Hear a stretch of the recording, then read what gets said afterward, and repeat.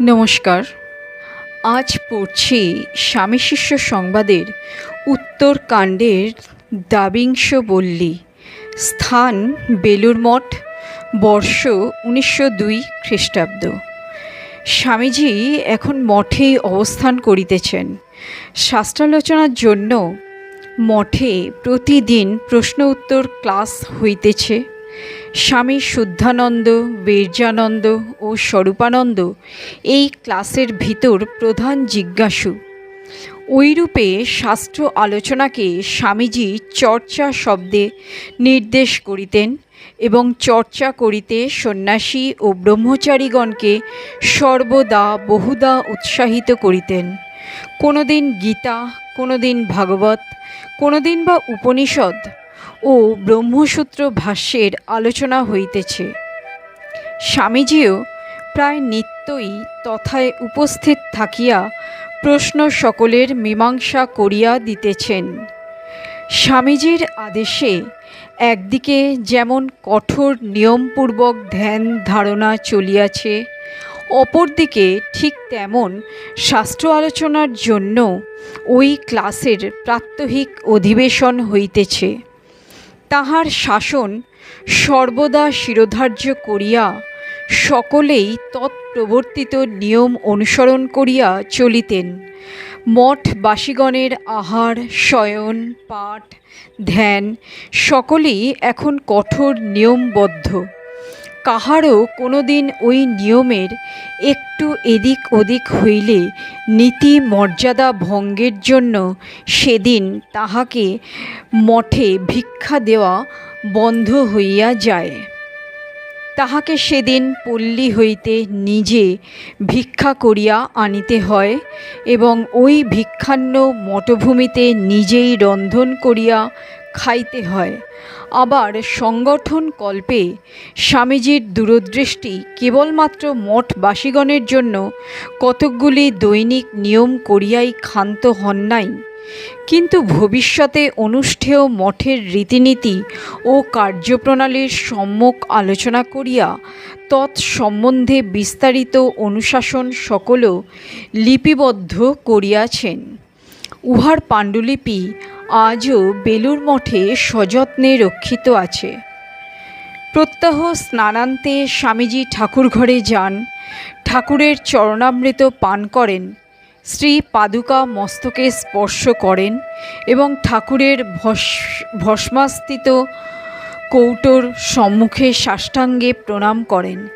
এই কৌটোকে তিনি আত্মারামের কৌটো বলিয়া অনেক সময় নির্দেশ করিতেছেন। এই সময় অল্পদিন পূর্বে ওই আত্মারামের কৌটোকে লইয়া এক বিশেষ ঘটনা উপস্থিত হয়।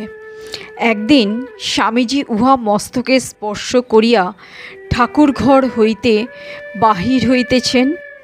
এমন সময় সহসা তাহার মনে হইল, সত্যই কি ইহাতে আত্মারাম ঠাকুরের আবেশ রহিয়াছে? দেখিব পরীক্ষা করিয়া ভাবিয়া মনে মনে প্রার্থনা করিলেন, ঠাকুর, যদি তুমি রাজধানীতে উপস্থিত অমুক মহারাজকে মঠে 3 দিনের মধ্যে আকর্ষণ করিয়া লইয়া আইসো, তবে বুঝিব তুমি সত্য সত্যই এখানে আছো। মনে মনে ওইরূপ বলিয়া তিনি ঠাকুরঘর হইতে বাহির হইয়া আসিলেন এবং ওই বিষয়ে কাহাকেও কিছুমাত্র বলিলেন না। কিছুক্ষণ পরে ওই কথা একেবারে ভুলিয়া গেলেন। পরদিন তিনি কার্যান্তরে কয়েক ঘণ্টার জন্য কলিকাতায় যাইলেন। অপরাহ্নে মঠে ফিরিয়া আসিয়া শুনিলেন, সত্য সত্যই ওই মহারাজ মঠের নিকটবর্তী ট্রাঙ্ক রোড দিয়া যাইতে যাইতে পথে গাড়ি থামাইয়া স্বামীজির অন্বেষণে মঠে লোক পাঠাইয়াছিলেন এবং তিনি মঠে উপস্থিত নাই শুনিয়া মঠ দর্শনে অগ্রসর হন নাই। সংবাদ শ্রবণ করিবামাত্র স্বামীজির নিজ সংকল্পের কথা মনে উদিত হইল এবং বিস্ময় বিস্ফোরিত নেত্রে নিজ গুরু ভাতৃগণের নিকট ওই বিষয়ে জ্ঞাপন করিয়া তিনি আত্মারামের কৌটোকে বিশেষ সন্তর্পণে পূজা করিতে তাহাদিগকে আদেশ করিলেন। আজ শনিবার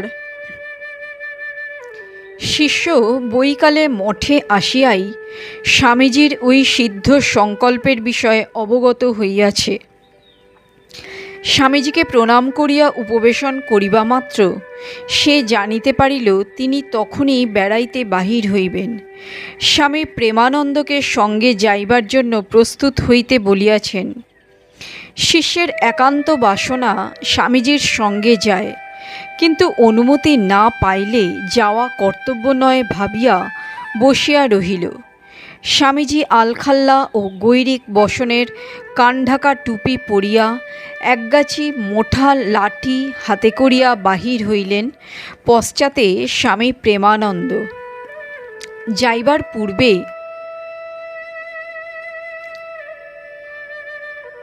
শিষ্যের দিকে চাহিয়া বলিলেন, চল, যাবি? শিষ্য কৃতার্থ হইয়া স্বামী প্রেমানন্দের পশ্চাৎ পশ্চাৎ গমন করিতে করিতে চলিল। কি ভাবিতে ভাবিতে স্বামীজি অন্য মনে পথ চলিতে লাগিলেন। ক্রমে গ্র্যান্ড ট্রাঙ্ক রোড ধরিয়া অগ্রসর হইতে লাগিলেন। শিষ্য স্বামীজির ঐরূপ ভাব দেখিয়া কথা কহিয়া তাহার চিন্তা ভঙ্গ করিতে সাহসী না হইয়া প্রেমানন্দ মহারাজের সহিত নানান গল্প করিতে করিতে তাহাকে জিজ্ঞাসা করিল, মহাশয়, ঠাকুর স্বামীজির মহত্ব সম্বন্ধে আপনাদের কি বলিতেন তাহাই একটু বলুন। স্বামীজি তখন কিঞ্চিত অগ্রবর্তী হইয়াছেন। স্বামী প্রেমানন্দ, কত কি বলতেন তা তোকে একদিন বলবো। কখনো বলতেন নরেন অখণ্ডের ঘর থেকে এসেছে, কখনো বলতেন ও আমার শ্বশুর ঘর, আবার কখনো বলতেন এমনটি জগতে কখনো আসে নাই, আসবেও না। একদিন বলেছিলেন মহামায়া ওর কাছে যেতে ভয় পায়। বাস্তবিকই উনি তখন কোনো ঠাকুর দেবতার কাছে মাথা নোয়াতেন না। ঠাকুর একদিন সন্দেশের ভেতরে করে ওকে জগন্নাথ দেবের মহাপ্রসাদ খাইয়ে দিয়েছিলেন। পরে ঠাকুরের কৃপায় সব দেখে শুনে ক্রমে উনি সব মানলেন। শিষ্য, আমার সঙ্গে নিত্য কত হাস্য পরিহাস করেন, এখন কিন্তু এমন গম্ভীর হইয়া রহিয়াছেন যে কথা কহিতে ভয় হইতেছে। প্রেমানন্দ, কি জানিস, মহাপুরুষেরা কখন কিভাবে থাকেন তা আমাদের মন বুদ্ধির অগোচর। ঠাকুরের জীবৎকালে দেখেছি নরেনকে দূরে দেখে তিনি সমাধিস্থ হয়ে পড়তেন। যাদের ছোঁয়া জিনিস খাওয়া উচিত নয় বলে অন্য সকলকে খেতে নিষেধ করতেন, নরেন তাদের ছোঁয়া খেলেও কিছুই বলতেন না। কখনো বলতেন, মা, ওর অদ্বৈত জ্ঞান চাপা দিয়ে রাখ, আমাদের ঢের কাজ আছে। এসব কথা কেই বা বুঝবে আর কাকেই বা বলবো। শিষ্য, মহাশয়, বাস্তবিকই কখনো কখনো মনে হয় উনি মানুষ নহেন, কিন্তু আবার কথাবার্তা যুক্তি বিচার করিবার কালে মানুষ বলিয়া বোধ হয়। এমনই মনে হয় যেন কোনো আবরণ দিয়া সে সময় উনি আপনার যথার্থ স্বরূপ বুঝিতে দেন না। প্রেমানন্দ, ঠাকুর বলতেন ও যখনই জানতে পারবে ও কে, তখনই আর এখানে থাকবে না, চলে যাবে। তাই কাজকর্মের ভেতরে নরেনের মনটা থাকলে আমরা নিশ্চিন্ত থাকি। ওকে বেশি ধ্যান ধারণা করতে দেখলে আমাদের খুব ভয় হয়।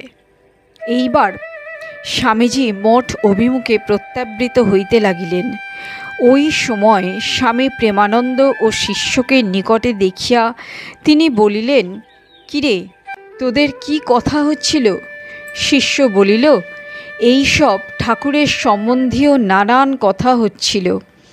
উত্তর শুনিয়াই স্বামীজি আবার অন্য মনে পথ চলিতে চলিতে মঠে ফিরিয়া আসিলেন এবং মঠের আমগাছের তলায় যে ক্যাম্প খাটখানি তাহার বসিবার জন্য পাতা ছিল তাহাতে উপবেশন করিলেন এবং কিছুক্ষণ বিশ্রাম করিবার পরে মুখ ধুইয়া উপরের বারান্দায় বেড়াইতে বেড়াইতে শিষ্যকে বলিতে লাগিলেন, তোদের দেশে বেদান্তবাদ প্রচার করতে লেগে জানা। ওখানে ভয়ানক তন্ত্রমন্ত্রের প্রাদুর্ভাব।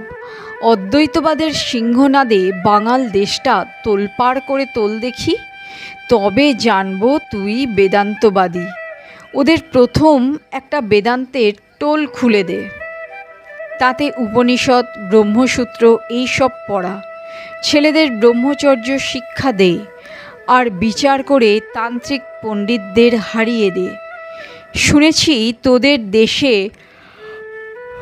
লোকে কেবল ন্যায়শাস্ত্রের কচকচি পড়ে, ওতে আছে কি?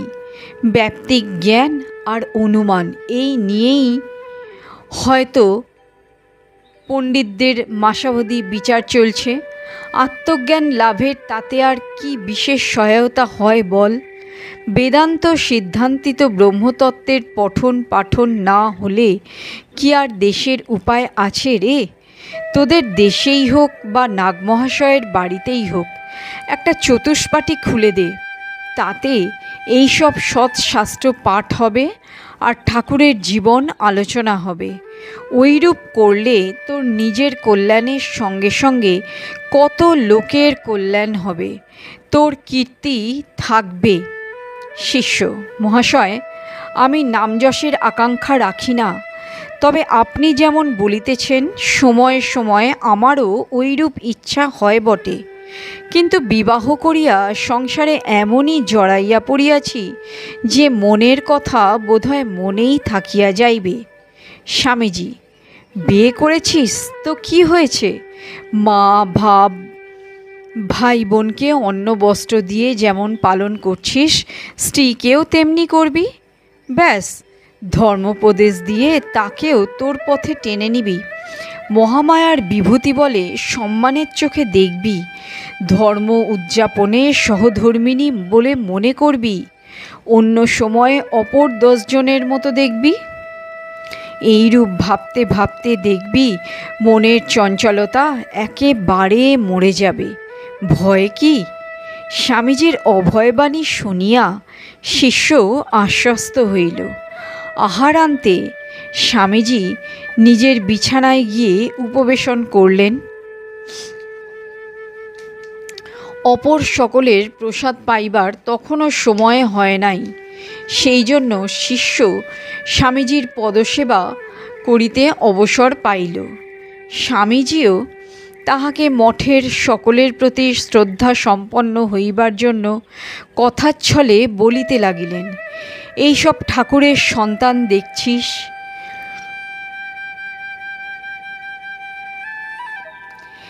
এরা সব অদ্ভুত ত্যাগী, এদের সেবা করে লোকের চিত্ত শুদ্ধি হবে, আত্মতত্ত্ব প্রত্যক্ষ হবে।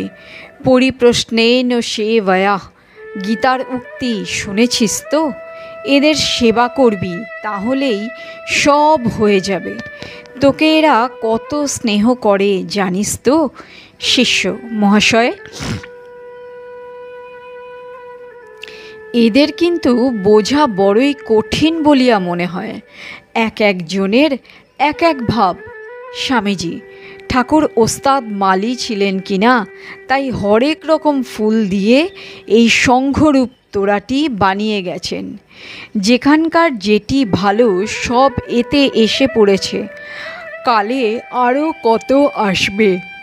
ঠাকুর বলতেন, যে একদিনের জন্যেও অকপট মনে ঈশ্বরকে ডেকেছে তাকে এখানে আসতেই হবে। যারা সব এখানে রয়েছে তারা এক একজন মহাসিংহ। আমার কাছে কুঁচকে থাকে বলে এদের সামান্য মানুষ বলে মনে করিসনি? এরাই আবার যখন বের হবে তখন এদের দেখে লোকের চৈতন্য হবে। অনন্ত ভাবময় ঠাকুরের শরীরের অংশ বলে এদের জানবি। আমি এদের ওইভাবে দেখি। ওই যে রাখাল রয়েছে, ওর মতো স্পিরিচুয়ালিটি আমারও নেই। ঠাকুর ছেলে বলে ওকে কোলে করতেন, খাওয়াতেন, একত্রে শয়ন করতেন।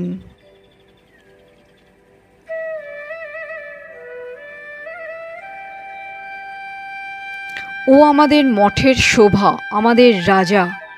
আর ওই বাবুরাম, হরি, সারদা, গঙ্গাধর, শরৎ, শশী, সুবোধ প্রভৃতির মতো ঈশ্বর বিশ্বাসী দুনিয়া ঘুরে দেখতে পাবি কিনা সন্দেহ। এরা প্রত্যেকে ধর্মশক্তির এক একটা কেন্দ্রের মতো। কালে ওদেরও সব শক্তির বিকাশ হবে।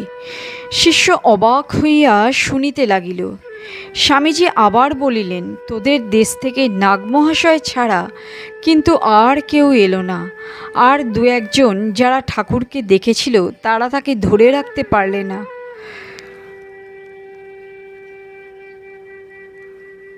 নাগমহাশয়ের কথা স্মরণ করিয়া স্বামীজি কিছুক্ষণের জন্য স্থির হইয়া রহিলেন। স্বামীজি শুনিয়াছিলেন একসময় নাগমহাশয়ের বাড়িতে গঙ্গার উৎস উঠিয়াছিল। সেই কথাটি স্মরণ করিয়া শিষ্যকে বলিলেন, হ্যাঁ রে, ওই ঘটনাটা কিরূপ বল দেখি। শিষ্য, আমি ওই ঘটনা শুনিয়াছি মাত্র, চক্ষে দেখি নাই। শুনিয়াছি একবার মহাবারুণী যোগে পিতাকে সঙ্গে করিয়া নাগমহাশয় কলিকাতা আসিবার জন্য প্রস্তুত হন, কিন্তু লোকের ভিড়ে গাড়ি না পাইয়া ৩-৪ দিন নারায়ণগঞ্জে থাকিয়া বাড়িতে ফিরিয়া আসেন। অগত্যা নাগমহাশয় কলকাতা যাওয়ার সংকল্প ত্যাগ করেন এবং পিতাকে বলেন, মন শুদ্ধ না হলে মা গঙ্গা এখানেই আসবেন। পরে যোগের সময় বাড়ির উঠানের মাটি ভেদ করিয়া এক জলের উৎস উঠিয়াছিল, এইরূপ শুনিয়াছি। যাহারা দেখিয়াছিলেন তাহাদের অনেকে এখনও জীবিত আছেন। আমার তাহাদের সঙ্গলাভের বহু পূর্বে ওই ঘটনা ঘটিয়াছিল। স্বামীজি, তার আর আশ্চর্য কি? তিনি সিদ্ধ সংকল্প মহাপুরুষ, তার জন্য ওইরূপ হওয়া আমি কিছুমাত্র আশ্চর্য মনে করি না। বলিতে বলিতে স্বামীজি পাশ ফিরিয়া শুইয়া একটু তন্দ্রাবিষ্ট হইলেন। তদ্দর্শনে শিষ্য প্রসাদ পাইতে উঠিয়া গেল।